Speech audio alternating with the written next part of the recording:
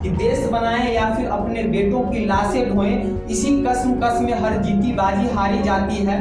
एक बात ये दिल्ली वाले आखिर कब समझेंगे, कुत्ता पागल हो जाए तो उसे गोली मारी जाती है। क्या महात्मा गांधी भारत के बंटवारा के पक्ष में थे? अक्सर सोशल मीडिया पर यह देखने को मिलता है कि महात्मा गांधी चाहते तो भारत का बंटवारा नहीं होता। तो आज हम समझने का प्रयास करते हैं कि महात्मा गांधी भारत के बंटवारा के पक्ष में थे या फिर ये बंटवारा के विरोध में थे।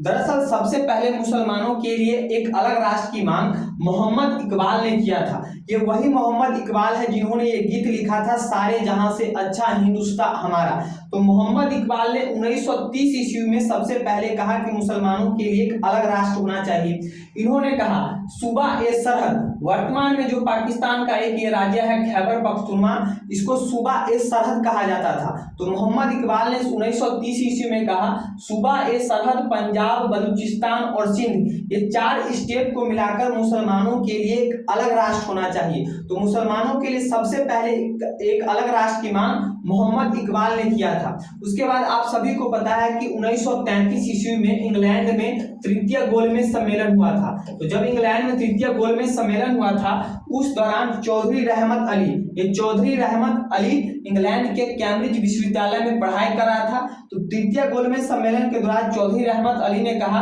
कि मुसलमानों के लिए एक अलग राष्ट्र होना चाहिए और उस राष्ट्र यानी उस देश का नाम होगा पाकिस्तान। तो वर्तमान में जो पाकिस्तान को अपने देश का नाम मिला है, ये पाकिस्तान शब्द चौधरी रहमत अली ने दिया था।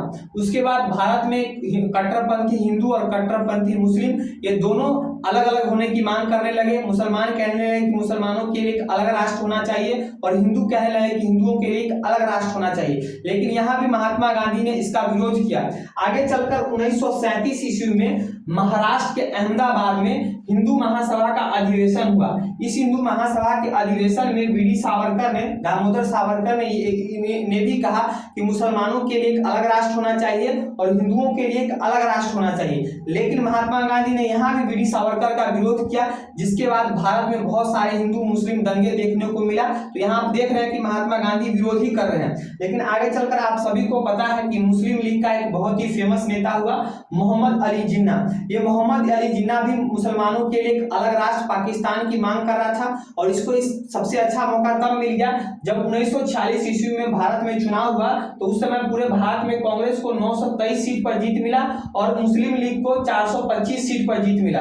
मुस्लिम लीग को खासकर आपको ये बंगाल यानी बांग्लादेश और पश्चिम बंगाल यहाँ पर जीत मिला और ये पंजाब वाले इलाके में जीत मिला। जिसके बाद मोहम्मद अली जिन्ना ये समझ गया, यानी यहाँ भारत के जो मुसलमान है मोहम्मद अली जिन्ना के समर्थन में, इस बात के लिए समर्थन है कि भारत के लिए एक अलग राष्ट्र होना चाहिए। लेकिन महात्मा गांधी ने यहाँ भी मोहम्मद अली जिन्ना का विरोध किया, मोहम्मद अली जिन्ना को समझाया। इवन महात्मा गांधी ने पंडित जवाहरलाल नेहरू और सरदार वल्लभ भाई पटेल से बात किया कि देखो भैया, मोहम्मद अली जिन्ना अगर चाहता है और किसी देश का सर्वे सर्वा बनना चाहता है, इस चक्कर में वो भारत का बंटवारा कर रहा है, तो क्यों नहीं आप लोग कॉम्प्रोमाइज कर लीजिए, मोहम्मद अली जिन्ना को ही भारत का प्रधानमंत्री बना दिया जाए। ऐसा महात्मा गांधी ने जवाहरलाल नेहरू और सरदार पटेल से बात किया। लेकिन मोहम्मद अली जिन्ना खुद भारत का प्रधानमंत्री नहीं बनना चाहता था। इसको इस बात का डर था कि भैया बेशक ये लोग मुझे अभी भारत का प्रधानमंत्री बना दें, लेकिन हिंदू एक बहुसंख्यक देश है, जब अंग्रेज भारत को छोड़कर चले जाएंगे और भारत में चुनाव होगा तो जो भारत की जनता है, जो हिंदू बहुसंख्यक जनता है, वो मोहम्मद अली जिन्ना को नहीं चुनेगी और फिर जो भारत की जो भारत का सर्वे सर्वा पद है उस पर एक हिंदू ही आ जाएगा। इसलिए मोहम्मद अली जिन्ना इसका विरोध कर रहा था और इस लगातार मुसलमानों के लिए एक अलग राष्ट्र यानी पाकिस्तान की मांग करता रहा। महात्मा गांधी ने इसका बहुत समझाया, बहुत विरोध किया, लेकिन ये नहीं माना और फाइनली 14 अगस्त 1947 ईस्वी को पाकिस्तान बन गया।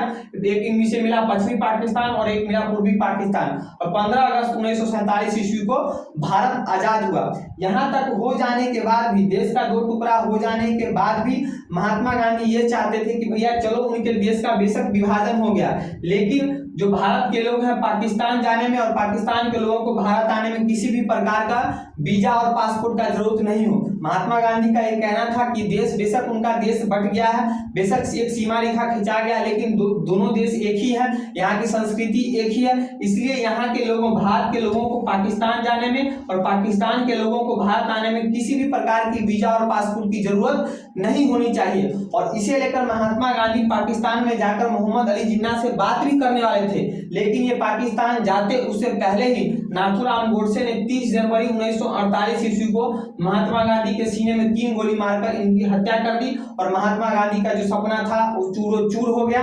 और इस प्रकार पाकिस्तान हमारा एक जो है बगल में बवासीर बैठ गया और आज के लिए आज तक हमारे लिए सिरदर्द बना हुआ है। और आपको जानकर हैरानी होगा कि अपने सीमा की सुरक्षा करने में, यानी पाकिस्तान से अपनी सीमा की सुरक्षा करने में हर साल हमारे 100 से ज्यादा सैनिक शहीद होते हैं, 100 से ज्यादा सैनिक शहीद होते हैं। किसी शायर ने खूब लिखा है कि देश बनाए या फिर अपने बेटों की लाशें ढोएं, इसी कसम में हर जीती बाजी हारी जाती है। एक बात ये दिल्ली वाले आखिर कब समझेंगे, कुत्ता पागल हो जाए तो उसे गोली मारी जाती है। ठीक है, तो जानकारी अच्छी लगी हो तो वीडियो को ज्यादा से ज्यादा अपने दोस्तों के साथ शेयर कीजिएगा। मेरे चैनल शुभम नारायण को सब्सक्राइब कीजिएगा। आज के लिए इतना ही, मिलते हैं नेक्स्ट वीडियो में नए टॉपिक के साथ, तब तक के लिए जय हिंद।